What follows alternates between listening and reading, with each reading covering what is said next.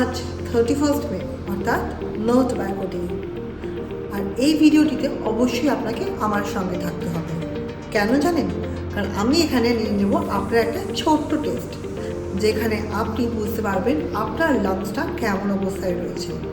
যারা যারা active smoker রয়েছে, অর্থাৎ যারা নিজেরাই ধূমপান করছেন, তারা তো আছেনই, প্লাস তাদের সঙ্গে আমরা যারা সবাই রয়েছি তারা কিন্তু প্রত্যেকে আমরা প্যাসিভ স্মোকার হয়ে গেছি এখনকার দিনে।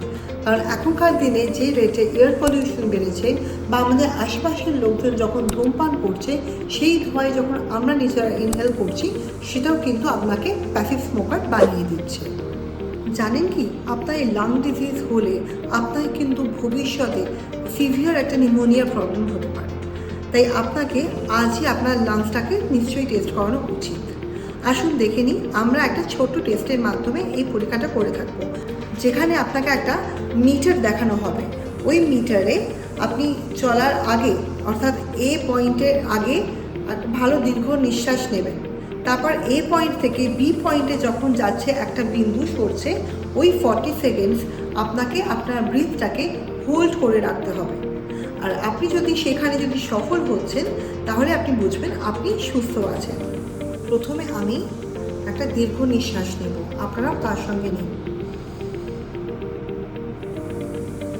এবার স্টার্ট হবে এ থেকে বি অবধি যাওয়ার কাউন্ট।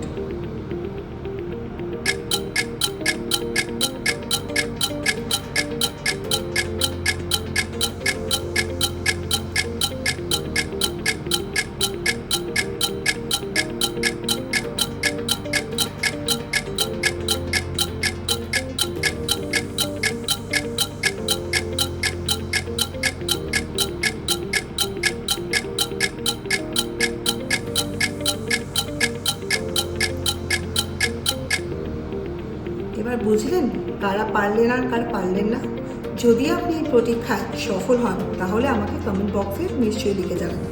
আর যদি না হন, তাহলে অবশ্যই লিখে জানাবেন। যদি না পারছেন, কারণ এর সঙ্গে রিলেট রয়েছে আপনার ডায়েট আর আপনার দৈনন্দিন জীবনের কিছু অভ্যাস, আপনাকে তাহলে আমি গাইড করে দেবো।